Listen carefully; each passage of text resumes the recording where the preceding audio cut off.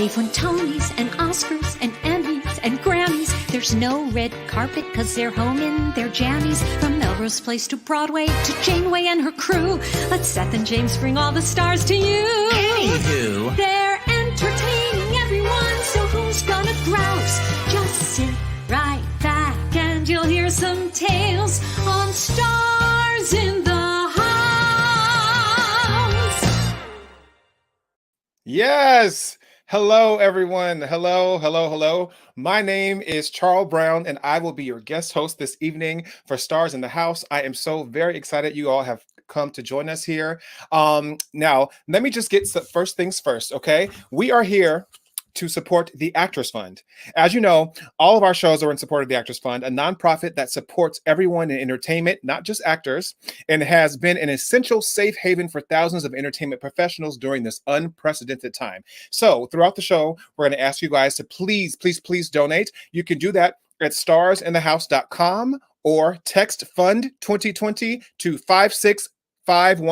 That's FUND as in dog 2020 to 56512. You can see it right there on your screen. We'll have the thing scrolling at the bottom of your screen through the whole show. So once you're inspired to donate by our incredible guests we have here tonight, please feel free to do so at any time. And once you have made that donation, you can forward your receipts to donations@starsinthehouse.com, and I may read it live on the air. Okay?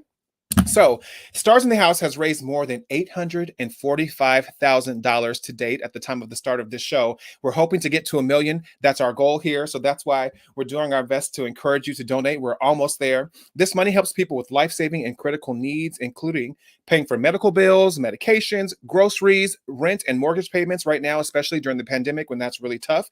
Health insurance enrollment, which is critical as more and more people lose their jobs and their union coverage as unemployment continues for us here in the entertainment industry. Affordable housing opportunities, mental health resources, career guidance, including how to translate skills to new industries and pivot career paths, financial wellness, support groups specifically for Black and Indigenous people of color, members of the performing arts community to address ongoing issues of racism, inequality, and inequity in the industry. Programs for young performers and their families, and many other things. I can't say enough wonderful things about the Actors Fund. So please, if you're watching us here tonight and you like what you see, please go and donate. All the information is there at the bottom of your screen. So we are here today. I cannot believe I'm saying this, but this is the 10-year anniversary of Sister Act on Broadway, which happens to be my Broadway debut. 10 years ago tonight, there was an audience full of people, including the one and only our producer, Whoopi Goldberg, was there. And it starred the fabulous Patina Miller. There she is right there. That's my girl. That's from the opening night party. Don't we look good? And Victoria Clark was in, and Chester Gregory, and a host of other people. So I am here. When they asked me to host on this date, I said, well, I have to make this about Broadway debuts. So I invited a few of my really special friends, some of my closest friends in the industry, including our first guest, who happens to be my best friend since the 1900s. I won't tell you how long we've been friends, but we met before our freshman year of college and ended up being friends all throughout college and beyond. So his name is Stark Sands. Now, Stark made his Broadway debut in Journey's End in 2007, for which he was nominated for a Tony Award for Best Featured Actor in a Play and won the Theater World Award. Stark received another Tony nomination for Kinky Boots, which he received a Grammy Award for the original Broadway soundtrack. Other Broadway credits include American Idiot and To Kill a Mockingbird. He's appeared in numerous television shows as well as movies directed by Steven Spielberg, the Coen brothers, and Clint Eastwood. He pinches himself every day, and his best friend is reading this right now. Ladies and gentlemen, please welcome my dear friend, two-time Tony Award nominee, Mr. Stark Bunker Sands. Hi. Hey, how's it going, Stark? Look at your hair. It's longer and longer every time I see you. I know. Look at your house.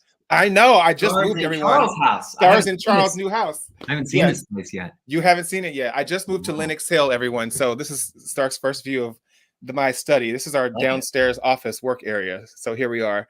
As you can see, my Sister Act poster right there, Motown. I haven't hung all the rest of them yet, but I got mine. Yeah, I can see your American Idiot and Kinky Boots and that. Journey's End is over there. Oh, there we go. Okay. Yeah. Yes. So how's it going? How are you doing? Doing okay. Good. Hanging in there. Good. So as I said to everybody, we're going to be talking about Broadway debuts, and so I will never forget seeing you in Journey's End on Broadway, which was your debut. You nailed it, obviously, and everyone thought so as well because you did receive that first Tony nomination. I do say first because there's been more than one, but I will never forget how excited we all were. First that you had gotten the show, and then when you got the Tony nomination. So why don't you speak about what it was like to make your Broadway debut?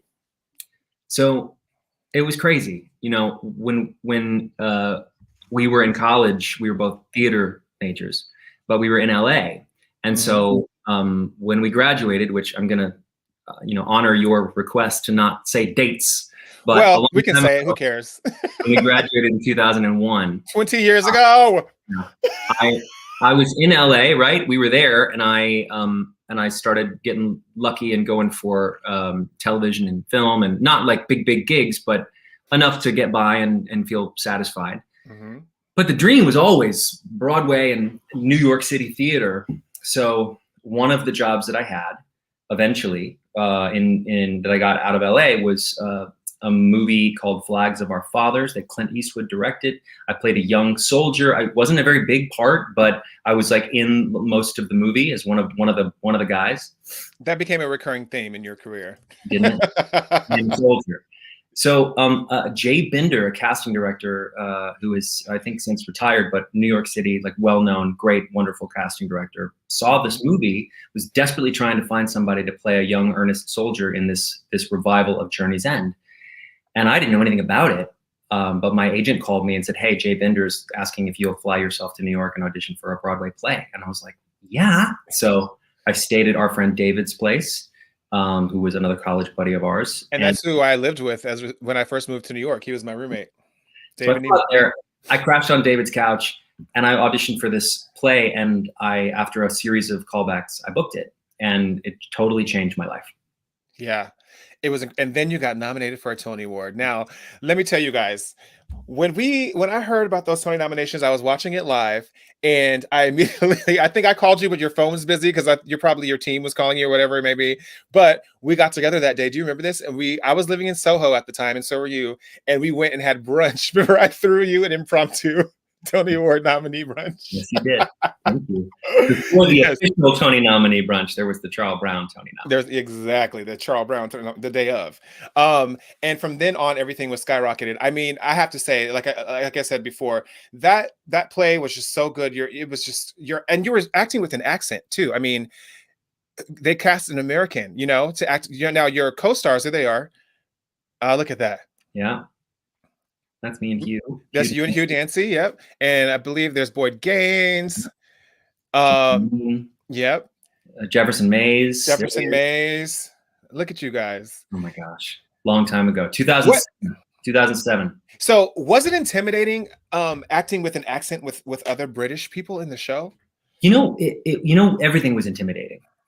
But it paid off because my character was this really eager beaver of a kid who was just being rushed to the front lines, and all he wanted to do was just make his fellow soldiers proud, like his superior, those guys in that picture. He just wanted to do everything right, but he was very nervous. And so all I had to do was just use the energy that was already living inside of me every day. Broadway, debut, newbie who didn't really know the ropes. And so I think it was a perfect first job, a perfect Broadway debut, because I didn't have to really stretch. All I had to do was just sort of use what was already going on inside of me. Yeah. And so tell me, what was it like then when you not only made your Broadway debut after this, you flew yourself to New York to audition for this, but then you got nominated for a Tony Award. What was the feeling like that morning before we had brunch? It was crazy. I mean, I woke up and watched really just with the hopes that there's your mom and your brother and your sister. Right. I was just watching to hoping that the show would be nominated because it was very undersold. Like, it was not well attended. People were not buying tickets to this.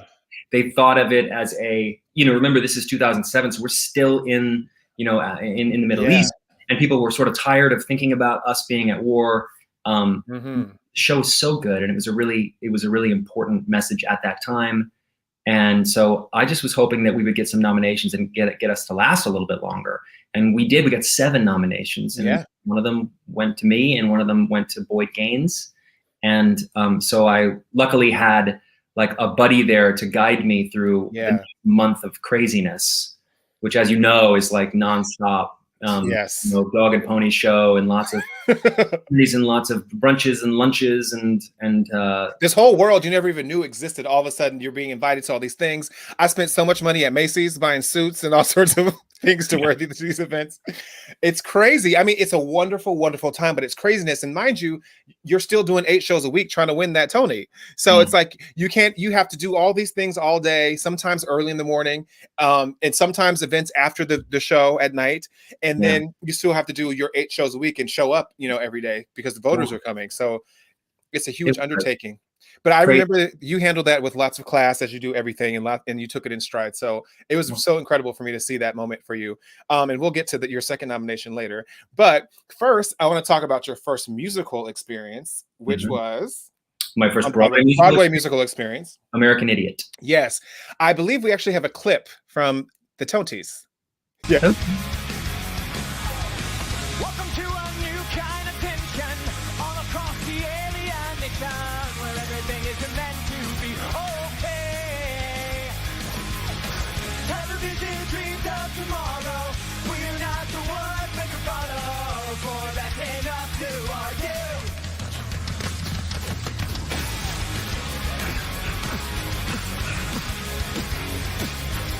Well, maybe I'm in America.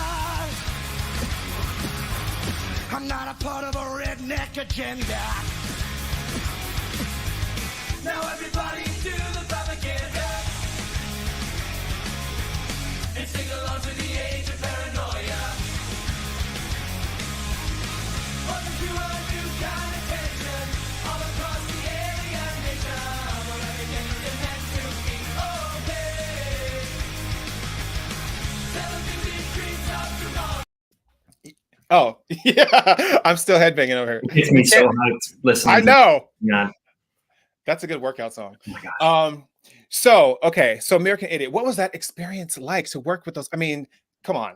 You got to work with the man himself. I mean, with Billy Joe? Yeah. Yeah.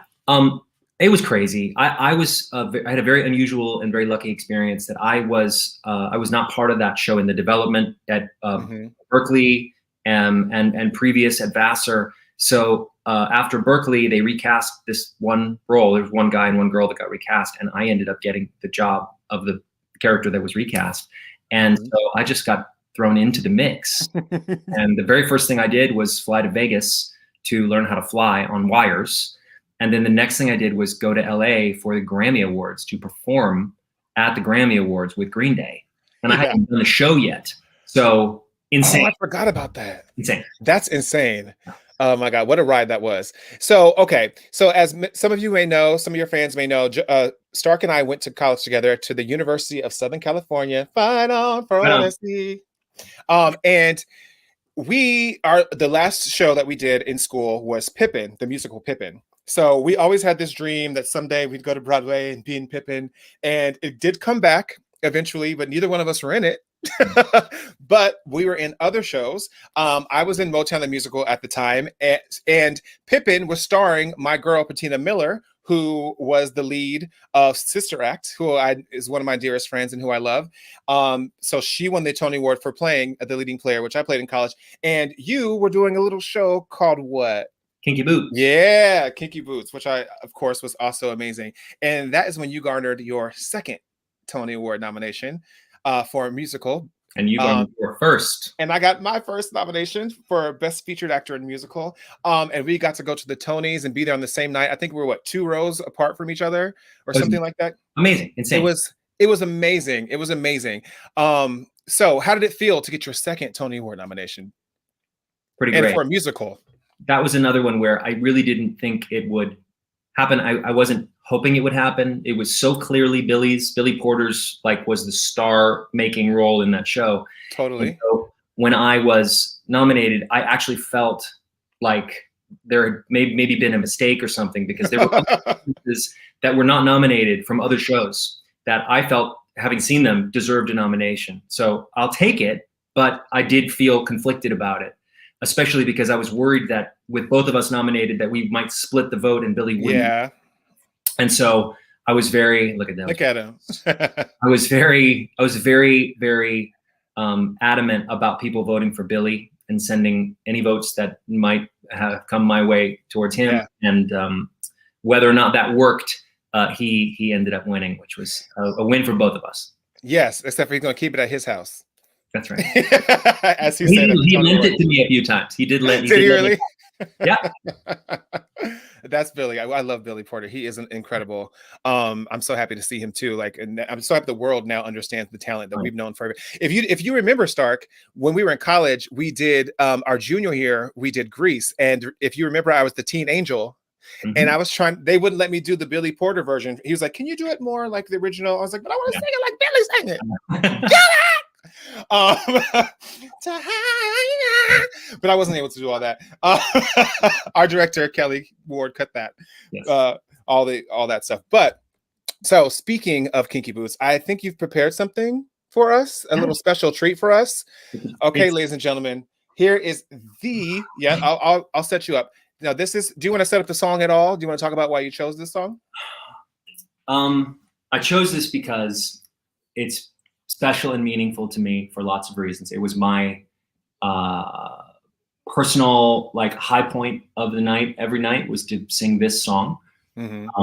I have figured it out on the guitar, and I really love changing it up a little bit, and hopefully people will enjoy this version of Soul of a Man. And donate. Here we go.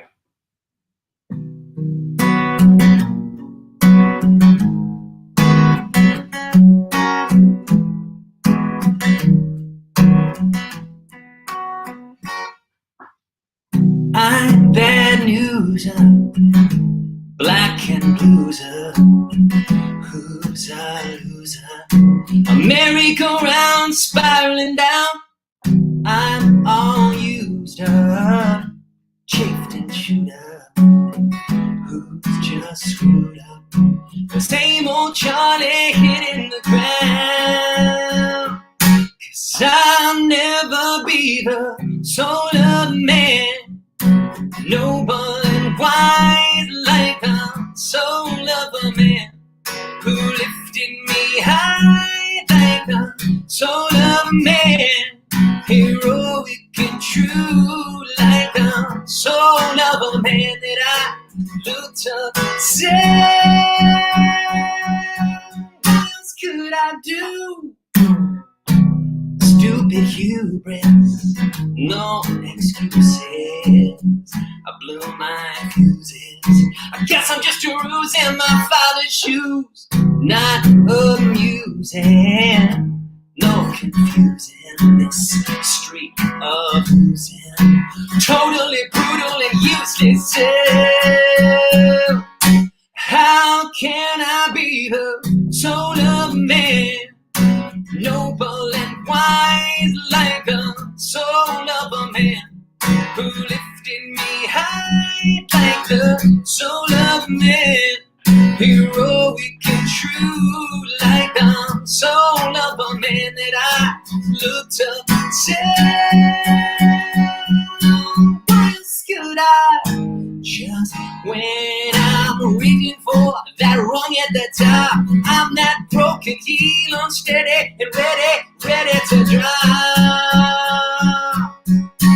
When will I be the soul of man, noble and wise like the soul of a man who lifted me high, soul of man, heroic and true like the soul of a man that I looked up and said,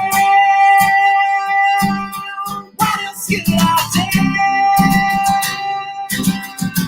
I'll never be, no, I'll never be.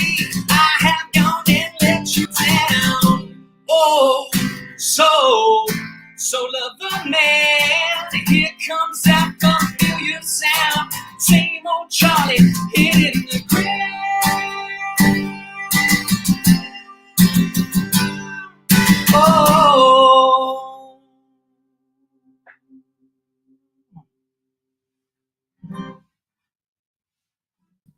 Well, Stark, that was just incredible. Charl, he came out of the studio for a moment, so I came on here because I didn't want you to be alone. But Stark Sands, everybody, look at all these comments. Hold on. Bravo. Amazing. I'm so sorry about that. I love this song. Oh my gosh, that was incredible. Thank you for sharing that. Everybody, please donate.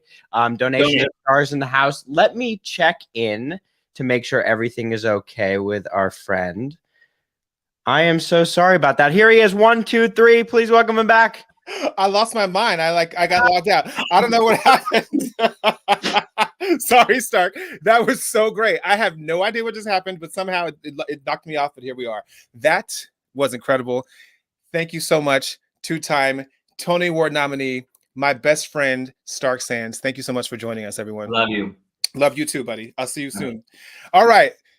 So here I am. I just wanted to say one more thing and to remind everyone to please donate. www.starsinthehouse.com or text fund 2020 to 56512. All right, I'm going to do something special for you guys, just so you know how much the Actors Fund helps people in the performing arts industry.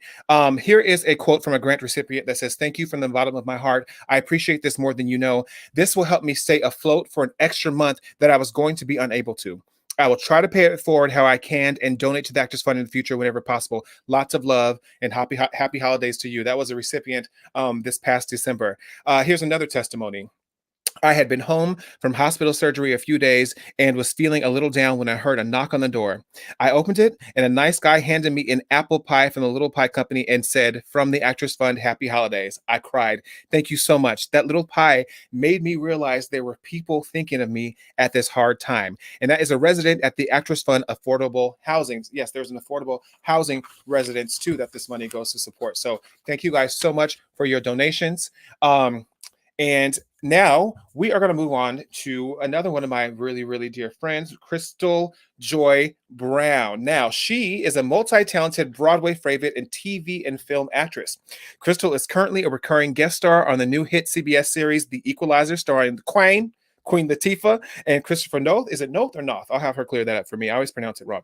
She's also starring on Broadway as Eliza Hamilton in the Pulitzer Prize and 12 Tony Award winning Broadway mega hit musical Hamilton. As soon as they come back, she'll be there starring as Eliza. She has 5 Broadway shows under her belt. We are going to talk about her Broadway debut, which was in Hair, where she played Dion/Abe Lincoln. Also, she's appeared on Broadway in Leap of Faith and Big Fish. And also she closed out Motown the Musical with me as my lovely Diana Ross. Those are some great times that we had. She also voices the character of Natasha, I hope I'm pronouncing that right, in the DreamWorks Netflix animated series She-Ra, Princess of Power, which is now streaming all 5 seasons only on Netflix. So you can Netflix and chill with that one.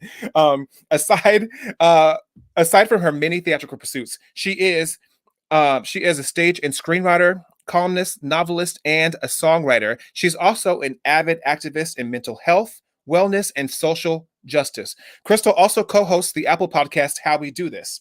Most recently, Krystal has helped to create the Hamilton for Racial Justice Task Force, aka HAM for Progress, to use the brand and the many talents of the company to push change in our society and create a more equitable future. So please give it up for my dear friend, the lovely, the talented Miss Krystal Joy Brown. Hey! I wore my Diana Ross hair for you. Yeah, thank you. I love you for that. How's it going, babe? Oh my gosh. Well, first of all, I have 3 words for you, my love. Mhm. Guilty, and guilty. And guilty. Okay. Right? So I'm feeling much better. I was definitely fully in languish for a very long period of time recently. And today I've gotten a little bit more wind in my sails. To see you is always a gift. And Yes. I know that you and I did watch the verdict together. We had a little Zoom party. Well, we were terrified and crying. Very nervous. Yeah. Very, very nervous and crying. And so to watch that with friends and to be with have that be a communal, beautiful thing was really nice. And then to get to sit here with you and reminisce on Broadway days gone by is, lovely. And we actually get to be here happy and celebrate, not pretend. I know. I was like, how am I going to do this if it goes the wrong way? I really was going to be like, I'm not going to be there. Yeah. So, I was already preparing for that. Happy that I could be here. Happy that everything went the way that it should. My grandmother just texted the family group thread, and it says, see, God don't like ugly. And that's literally what the text says. So, hey, we're here. I'm ready. Here we are. Yes. Okay. So accountability.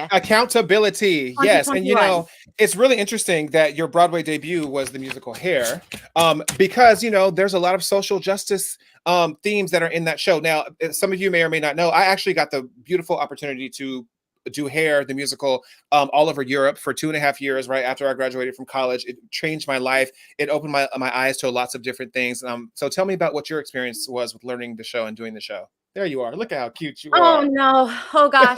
What a sad wig that was for I'm gonna be really honest. Like they really did me dirty with that. That was the night of my debut. And yeah, there you go. And are those the inserts? Yeah, that's my face on the ground of Broadway. Yeah, the inserts. Yeah. That was my Broadway insert. So yeah, it was a whirlwind because funny enough, I ended up, so I was auditioning and it was like every girl of color was auditioning for this role, right? And the show had been going on, it had been a massive success, but it had only been going on for a couple of months. This was like June, July that I booked it. So it had opened in like April or March or something, but everyone loved it. It was a massive success. And then Saycon was leaving to do Fela. So they needed someone to replace her. And I remember auditioning and it was insane because I got to final callbacks and there were probably 10 of us left or something. And Diane Paulus her flight was stuck in Boston. She actually works at ART, which is part of Harvard. But by the way, I'm basically in Times Square, so you're going to hear the ambient sounds of New York. That's New York City, baby. Yeah, this is live and authentic. Yeah. What happened is they put up a laptop. They had a little line on the ground, and they were like, stand right here, sing your songs, and then and she was on Skype. She was on Skype, and this is 2009. I was going to say, what year was this? Who knew? Yes, it was 2009. It's 2009. Now, having done so many Skype auditions, it seems like nothing. Right, I know, but I was like, oh, wait, I'm kind of used to this. But it was very weird. And she was like, can you come closer to the screen? And I was like, yeah. And I was like, hi. I didn't know what I was supposed to exactly do. And then when I booked it, it was crazy because, when you book 2 roles at a time, and they really needed that understudy role, I was kind of learning them simultaneously. And when I went on, I think I had like less than 2 weeks. I probably had like 10 days to learn it. And it was a blackout moment. I have no idea what I was doing. Like, I honestly, I was Broadway roadkill. Everyone was just kind of like moving me around. Apparently I did what I was supposed to do enough to not be fired the next day. But it was just good. I was when you're jumping into a show, it is so terrifying because you don't have the same level of rehearsal. You don't have all that. You're by yourself. The stage manager is like, stand there, do this. And then like 2 people are right here and you're there. And with that show being as provocative as it is, you're like by yourself doing some of these very provocative gestures. Yeah. By yourself. And then when you get to do it with the cast, it's like even more awkward because you're like, actually, that is a pelvis in my face. I am going to be naked in front of my grandparents. Right. So it was a very odd experience, but it was kind of that thing. Like, I love this art form and storytelling because of the activism. And that show, actually, like, Gavin Creel is a big activist and I love him so much. And he was doing Broadway Impact. And so we got to march on Washington for the gay rights, like equal rights for marriage back in 2009, I was gonna say 8, 9, yeah. Yeah. So to be able to do that, and we actually bussed the entire company down and we all performed on the Capitol on those same steps that were under siege just a few months ago and sang about equality and sang about equality. We sang Let the Sunshine In. And and just we're holding the line for that. And I'm like really always amazed when we can take this art form and use it for like the common good. And these themes in some of these shows, they show up over and over and over again. Like hair will forever be relevant in that way of like needing free speech, of trying to understand and justify wars that don't make any sense. Equality, like sexual expression. It was so on time, and it keeps being timely as we are still in the civil rights movement. It's so crazy how relevant those themes are from that show to this the same day. posters, it's the same posters. Yeah. It's the same times. We're still in the civil rights movement. And I think people need to remember that. But I have a quick question, because even though you and Stark, I have something very different than you and Stark. I have never lost a Tony. Well, we've lost 3 amongst us, the 2 of us. Yeah, so I've never lost one. So I would like to just quickly, briefly, really quickly hear about your Broadway debut, because I don't know. I don't know if I know it. I don't know if you do either. Okay, so it was, of course, Sister Act. And I cannot believe it's been 10 years. So there's me and my mom and Gail King at the opening night party. That's the first one you throw I out. know. There's my parents. You got me in a bad wig, and you guys are like looking just absolutely perfect and flawless. Okay, good. Continue. This is fair. So, I had moved to New York probably about 5 or 6 years prior, pounding the pavement. I had actually worked at ART at one point, and done all these things, but I hadn't quite made my Broadway debut. And it was really something that was weighing on me. And then finally they were saying that they were putting together a musical of Sister Act. Now, as you know, I'm sure you grew up, Sister Act was like one of your favorite movies, especially Sister Act 2, right? It was the only thing my sister and I watched. Yeah, I mean, it's Sister Act, it's Whoopi. It's like it's everything you could ever want. I was like, what? They're doing Sister Act? But I was like, who am I gonna be? So I did audition, and after a few callbacks. Now, the thing with Sister Act was they had done it, Patina had done it with a British cast over on the West End first. Yeah. And then they brought it to Broadway. So, part of me was thinking, well, they're probably not going to cast that many people. Lo and behold, they cast all American actors, including Patina. They brought her back, and she made her Broadway debut in Sister Act as well. So we got to make our Broadway debuts together. That was her Broadway debut. Isn't that crazy? Wow, okay. Wow. Yeah, she had worked quite a bit, but that was her first time on Broadway. Right. I think there's actually a picture of all of us on the stage, all the Broadway debutees from that night. It's like a group picture. The Broadway debutees. Those are me and my friends. Yeah, I was like, wait. That's Adam Lambert.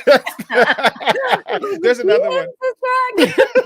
There's another one. It's kind of blurry. I don't know if they have it. They might put it up. But anyway, so but Krystal, let me tell you, I went to a performing arts school, San Diego School of Creative and Performing Arts. And I had dreamed, that's all the way in California. I had dreamed of making it all the way to New York and maybe someday being on Broadway.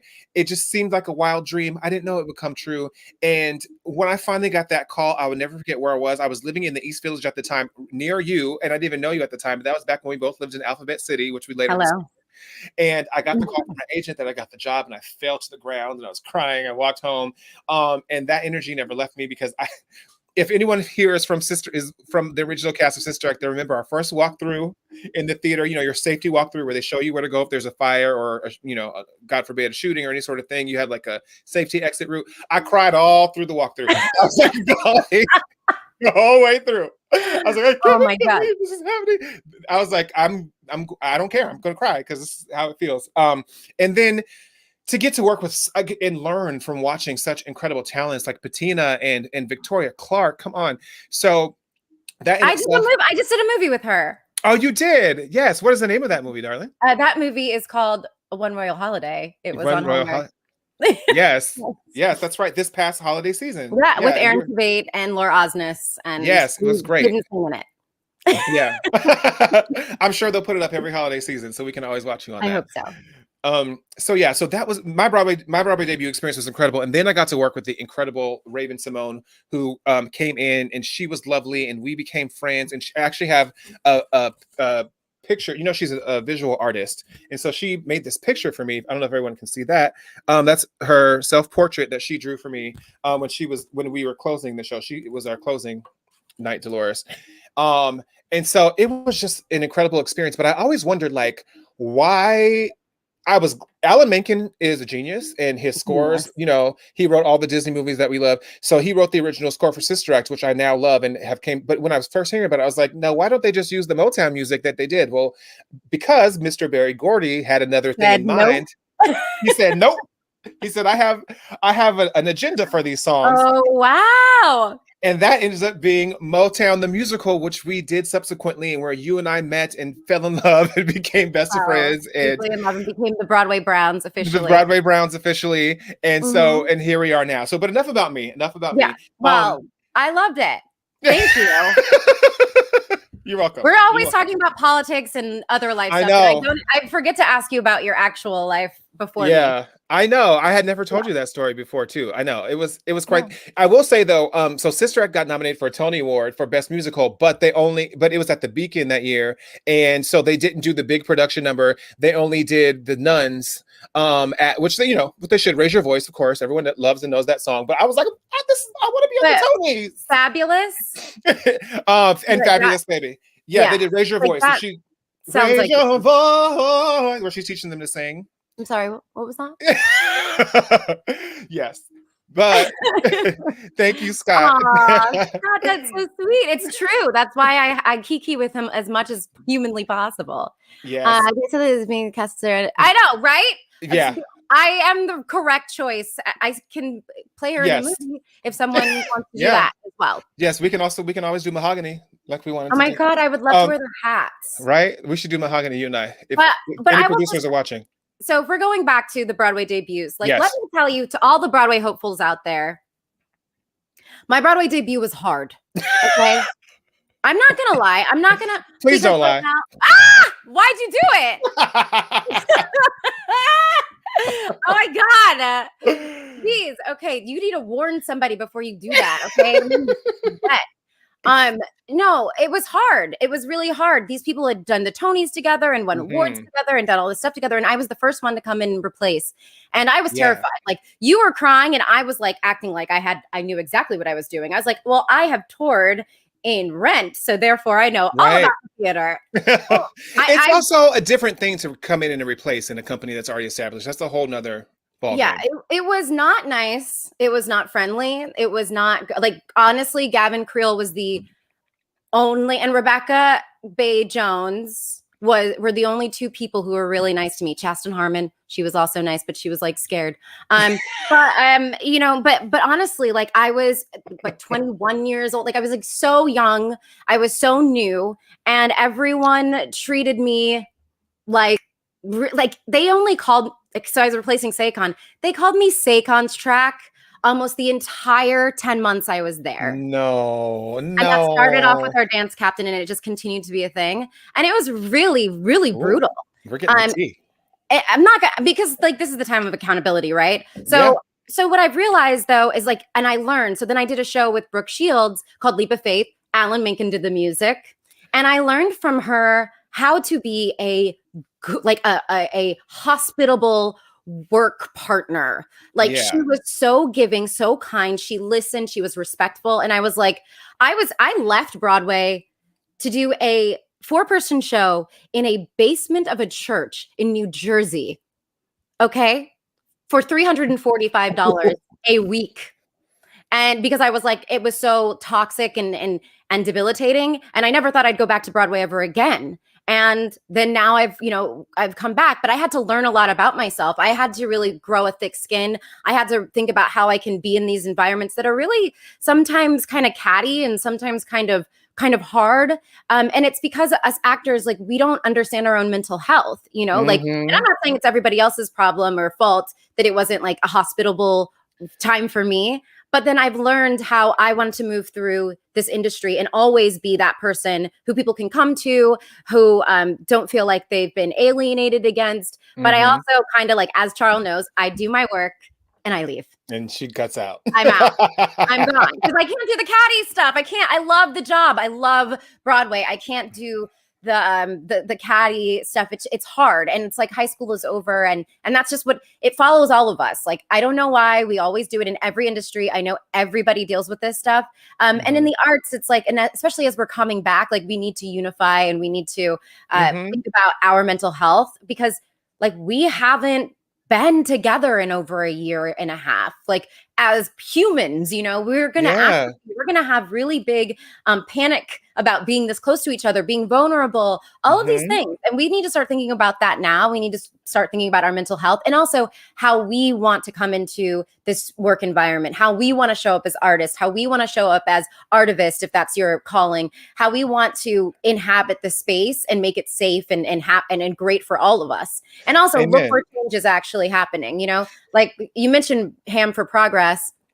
Oh, if anything good has come out of the pandemic is accountability, which is my word for 2021. That is my word, accountability, and for myself and for others, you know. And it's time. It is really time for us. But it's like everyone needs to check their side of the street as well and make sure that they are not playing into these systems of oppression. You know, There's a lot of emphasis that's being put right now too, like on COVID protocols and what we're going to do to keep each other healthy with regard to COVID. But we also should remember mental health, like you just mentioned, is very, very important. And we've all gone through a very difficult year. I know, obviously, you and I have had many conversations during this pandemic about mental health and about the struggle, especially, you know, unfortunately, our identities are tied so much up in what we do as artists and performers, our bodies, the way we look, our age, our hair, our sexuality, everything is tied up into our jobs, unlike many other industries. And so I think now that we are in this age of accountability, which is going to be my word for 2021 I'll borrow it. We have to think about those sorts of things too. So I really hope when you get to return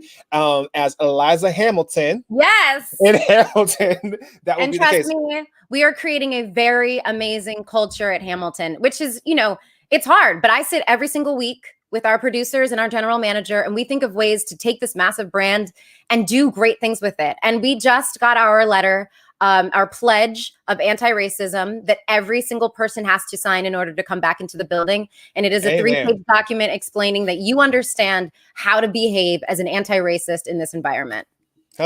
That's change. That's change. That's change. And you have done some incredible work over this pandemic. You know, especially last summer, you hosted a rally that I was a part of and you invited me to sing at. Yes, and you've been using everything you can to bring forth positive change for social justice, not only in our industry, but around the world. So I thank you for all your hard work and all your talents and for being such a wonderful friend to me. I love you. I love you. And thank you for doing this. And I'm always bringing the good wig. You're always bringing a good wig. Yes, you are. So keep this thing off. Well, I actually have a little clip because I was just so proud of you when you got to perform on the Macy's Thanksgiving Day Parade. Wait, by the way, did you know that Hamilton had never performed on the Macy's Thanksgiving Day Parade? Oh, that was the first and only time. I didn't realize that. Well, here we go. So let's play a little clip from that.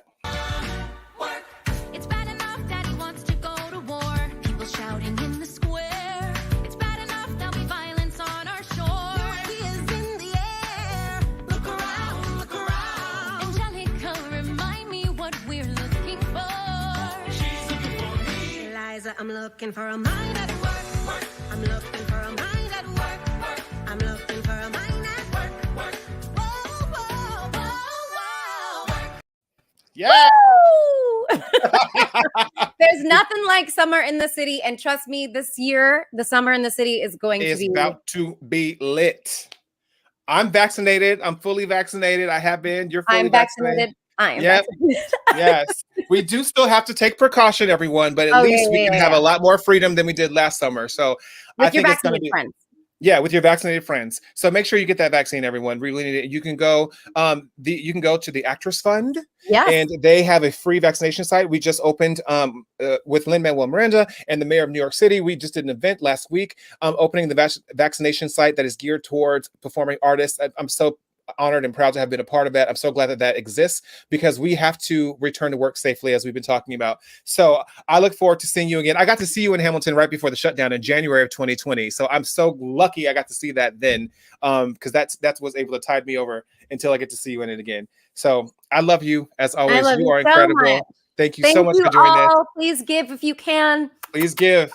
Thank you so much. The wonderful Krystal Joy Brown. All right, you guys. So there's still time to donate. Go to www.starsinthehouse.com or text fund 2020 to 56512. That's scrolling right there at the bottom of your screen. I think what I'll do now is just read one more. I love these testimonies because it really just goes to show you how much the Actress Fund goes to help people. So I'll read another testimony. In March 2020, I had just had cancer surgery and was in the middle of radiation therapy. Then COVID-19 took storm. I was an emotional mess and desperately needed support. I reached out to the Actress Fund, and my counselor took my call with care, concern, healing, and kindness. I'm grateful for her support over these past months, as she has been extremely helpful during a very dark time in my life. I wanted you all to know that you have a real gem on staff. I'm very thankful for the care that the Actress Fund provides for the entertainment industry, and that's from an Actress Fund client. So just goes to show you the money goes directly to help people in need. I can't say enough wonderful things about this organization. So please, please, please give if you can. We're almost to our $1 million goal. So keep the donations coming. And actually, I have some donations to read. Let's see what we have here. This is from Seattle Susie Q, who gave a wonderful donation of $25. She says, I love it when Seth and James hand over the reins of Stars in the House shows. I meet so many new artists. Yes, we're happy to meet you. I'm glad we can introduce ourselves to you and continue to watch. And thank you for your donation. Also, we got a $100 donation from Marilyn from Georgia. Thank you, Marilyn. And thank you, Georgia, as well.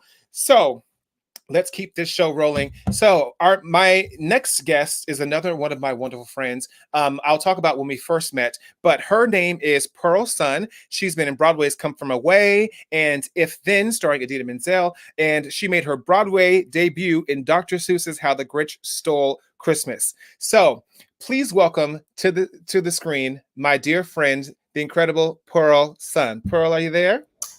Hi, Jess. Sorry, it's my jokes, everyone. How are you? I'm happier today. I know you Lord are. Jesus. I know we've been watching very closely. Pearl is an activist as well, and you have been doing everything that you can during this pandemic for racial equality and justice for all. I know that you were watching very closely the verdict today. We were texting back and forth about it, so I'm glad that we can be here in good spirits here today. More work to do. More work to do. But celebrate today. We can celebrate today. So, okay, Pearl and I actually met doing a show off Broadway in 2006, I believe. Maybe it was 2008. 2008, I think it was 2007. 7. Okay, Yeah. That sounds about right. Somewhere back there. And it was an off Broadway show called Walmartopia. Which is a show Which, God bless, we had maybe like 20 people in the audience at times. Yeah, we were having fun. We were having a lot of fun. Needless to say, it was a comedy, and we were just acting so stupid. I mean, we were in our 20s, we were acting so stupid, and we were having blast. Amazing, and we're all best friends still. Yes. And yeah, Nikki M. James was in that with us. Who's one of our besties, and Helena York, and all sorts of people. Yes. But we also suffered a tragedy together. We unfortunately lost one of our cast members in the middle of our run, and I had the task of showing up to a emergency put in said cast members' costumes, which was one of the hardest days of our lives. But I only bring that up to say that it's what bonded us for all these years, and that was my first theater experience. That was the first show I ever done in New York. I also think that you had zero time. I mean, you had put in. So he passed on a Saturday night into Sunday. So we canceled the Sunday shows. We had Monday off. You had a Tuesday put in the afternoon, and then you went on that night with inserts in program saying that he is no longer with us, passed away, and then you had to go on. And you handled it with such poise and grace, and you were fantastic. Thank you, Pearl. Incredible job, love. In retrospect, I have no idea how I even got through that, or how any of us got through that, because I mean, not only was I in his costumes, but he and I resembled each other. Obviously, I was his understudy, and I just remember walking up to people in our emergency put-in with people just would start bawling, seeing me in the costumes. I mean, it was one of the hardest days. With tears. With tears, in a comedy. But I will say we got through it. That brought us closer. That's why we're still great friends to this day. And so I want to talk to you about your Broadway debut. Whew, well, you know, I ease my way in. So this is how I work and how my career has pretty much worked is that I'm a slow and steady wins the race. You are. So I just step by step, I keep going and I'm really proud of the work that I've done and put in. And so How the Grinch Stole Christmas was a holiday show. Yes. So meaning seasonal, right? Yes, seasonal. I mean, it was at the Hilton. What do they call that theater now? Oh, there we go. Hi. Hi. Pro texted me. Can you spot me? Can you spot me? Can you spot me? Are you on the top row? I'm the top. You on the right? Are you Yes. on like 2 stage left? Yes. All Good right. Good Well, job. I was also a dance captain in Walmartopia, so. Oh, look at you! Oh my God, they found that one. Isn't that an amazing wig? Oh, look at you! What a who! I loved the wig. Yes. But so the story with the show was that, you know, it was about 2 or 3 months start to finish, and we knew that was our end. But the most interesting part of it is because it was a holiday show, a seasonal show, we had 15 shows on our busiest weeks. 15 shows a week because it was a 90-minute show. Oh yeah. So on Saturdays we would have 4 shows, and Sundays I think we had 3 or 4 shows as well, and then we had 4 shows in between. What are you, a Rockette? What are you talking about? Goodness gracious! I mean, legitimate. So this is what we did: we put on that makeup, and stayed in it all day, and go to dinner just in your makeup. No. So the producers, God bless, provided us lunch and dinners. So between the second show, they'd cater, bring lunch in. Okay. Between the third and fourth show, they'd cater, bring dinner in. Wow. But that meant that we were in the theater the entire day. From like the first show was an 11 o'clock show, and this last one was I think an 8 o'clock show. So we were there it was boot camp. Earning your coin. Boot camp. Broadway boot camp. I earned my debut, honey. You really did earn your debut. And then you went on to work with the fabulous Idina Menzel and If Then. I did. But before that, I did Next to Normal on tour. Oh, that's right. And I saw you in that. And well, I came to see that. You weren't on that day, but I saw that, and I've seen clips of you. I know you're incredible. You're one of the most amazing actresses I've ever gotten a chance to work with. So I know you slayed that role. How was that, being on tour and Next to Normal? What a heavy show. It was amazing. It was incredible. It really was. To tell that story and you know, God bless, I got to cover Alice Ripley on the road, and she was so kind and so gracious with me. And anytime I went on, she left me little notes like "break a leg tonight" or whatever. What a class act! See, that's the kind of stuff we're talking about. Be supportive. Oh, look, there you go. Woo, surprise. But yeah, I mean, I wound up kind of doing 2 shows a week. Yeah. Great. So you got a lot of experience out there. It was amazing. It was incredible. And I know you got to do it when you were at home in Los Angeles, California, which is where you're from, right? Oh, you didn't get to go on at home? That's the only city I didn't get to play. Oh my gosh, I knew you were there. I didn't realize you didn't get to go. Oh, I'm sorry. I'm sure your mom got to see you though. That's okay, but it was that was our first city. Yeah, and it's LA. So yeah. And it's LA, and we had a long sit down there. So by the time we moved to a different city, she was like, I don't need to be crying 6 times a day, 48 times a week. Yeah. You know what I mean? It's a very emotional haul. Heavy. It's heavy. Heavy. And God bless her. She did it for years with the development and everything. So you can do it. Come over here, Purr. Come over here and do it. Just a couple of weeks, you know? Yeah. So, awesome. So you had that experience, and then you did If Then with Idina Menzel, and then you were most recently in Come From Away. Yes, that's where I was when the shutdown happened. When the shutdown happened. So please tell me about that experience, about shutting down during the middle of that. Well, you know, what was interesting is because I had started there as a standby.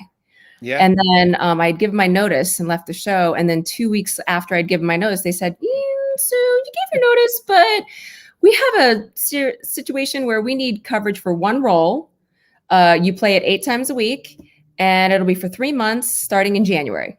I said, done. 2020? 2020. So I got through most of it. I still got through 2 of the 3 months. Yeah, 2.5. I got through most of it. So I had 2.5 more weeks left of my contract. Right. As Janice.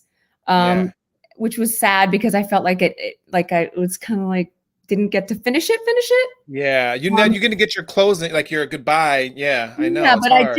I did get to play that wonderful role. Yeah. I mean, the show is just a dream. So I've been very fortunate with the shows that I got to be a part Yeah, of. you've been in some good ones.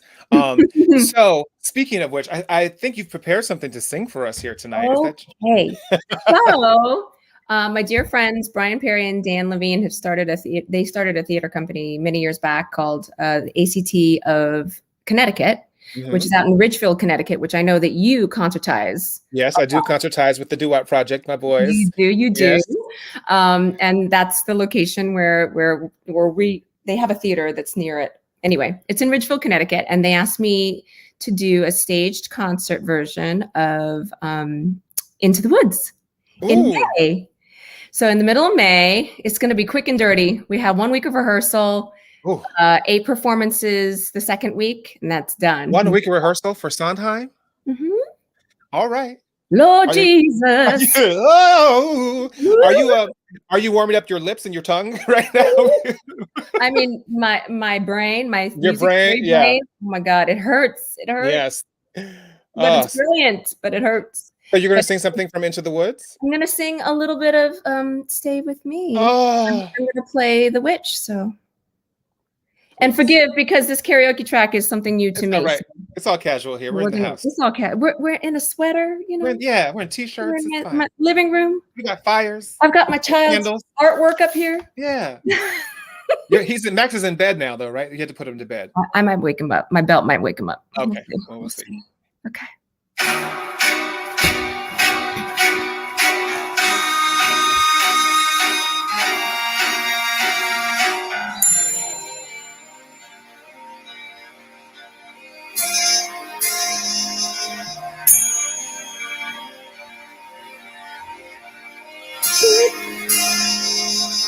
Don't you know what's out there in the world?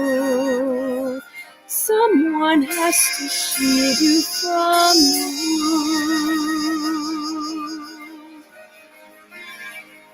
Stay with me.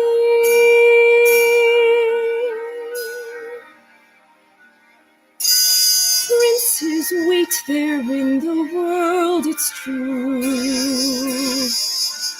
Princes, yes, but wolves and humans too.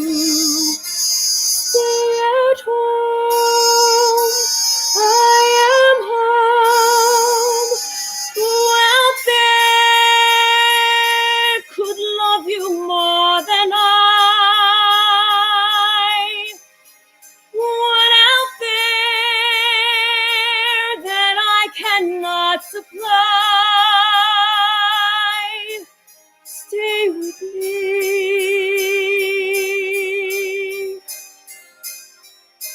Stay with me. The world is dark and cold. Stay a child, for you can be a child. With me.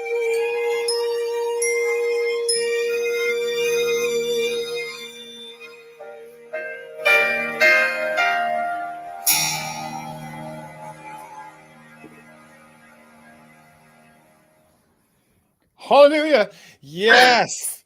Oh my gosh. Wait. So Pearl, tell us again. I missed a word, but that's okay. It's okay. It's okay. You have time still. When is it happening? Tell us again.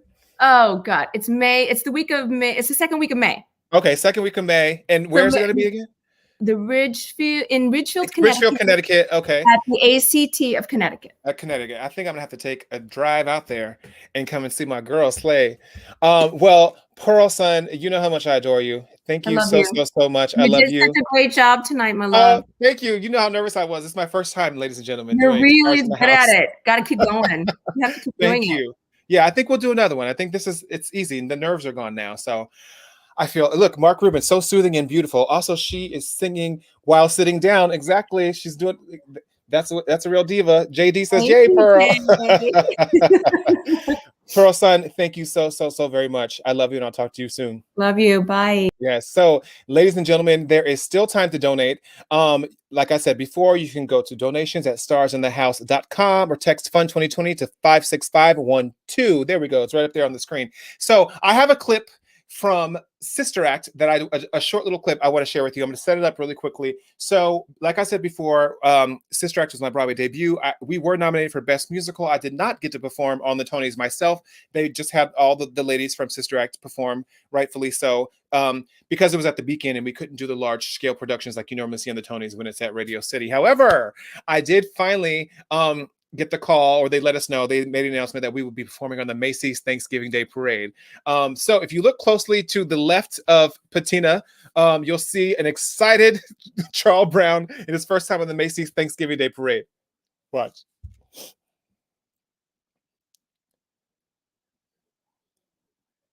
I think it's coming. Do we have it? Do, do, do, do, do, do, do. Maybe we don't have the clip queued up. Let's see. Oh, okay. I got a hold. While he's queuing that up, let me just encourage you guys again one more time to donate. Please, we're almost to our goal. Thank you for everyone who has already donated. And thank you to all my guests who joined me tonight, the incredible Stark Sands and Krystal Joy Brown and Pearl Sun. Thank you guys. Thank you for being a friend. And coming on this show for us. I think we may have the video ready soon. Maybe David, give me a thumbs up in the chat if you can, and if not, I'll just keep going. What I can do is read for you all one more testimonial while he cues that up. And here it is. After my agents canceled their Christmas party this year, they suggested in lieu of gifts that if we wanted to give, to please make a donation to the Actors Fund in their name. Little did I know how things would turn out for me after making a donation. I recently experienced a dental issue. In the middle of this pandemic, unemployment, and quickly dwindling funds, I didn't know how I could possibly recover and take care of my dental health. A dear friend mentioned I should reach out to the Actors Fund, so I did. Within a couple days, I received news I would be granted money to help pay for some of the procedures. Within another day, another angel, an Actors Fund social worker, called and told me about additional resources available to me. When I got off the phone, I wept. I had no idea I would receive such help and kindness in such a timely manner. It blew me away. As we all know, it's been a very tough year, but nothing has touched me so personally and deeply as the response I've received from the Actors Fund. I can't thank you enough for your help, assistance, and kindness. It's made a world of difference in my life, not to mention how much it's uplifted my mental and emotional state. The Actors Fund will be my first go-to when it comes to donations and giving back. I've been so impressed. I'm a believer. And that's from an Actors Fund client. So I believe we may or may not have the video. So unfortunately, I think I might be signing. Oh, I think it's ready. Okay, go ahead and play it, David. Real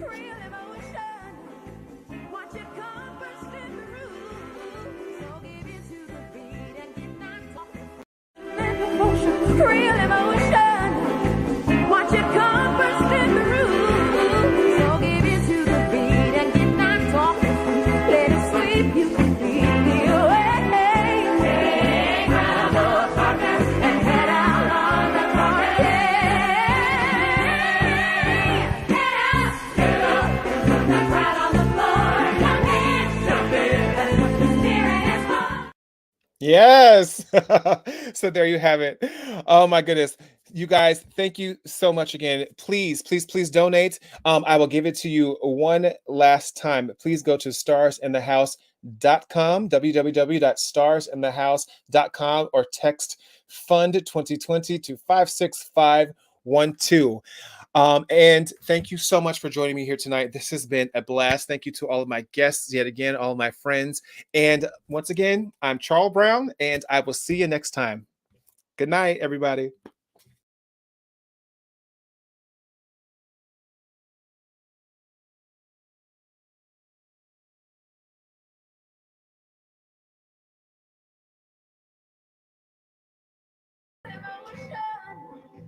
Watch it come burst in the room. So give in to the beat and get knocked off. Let it sweep you completely away. Grab a partner and head out on the party.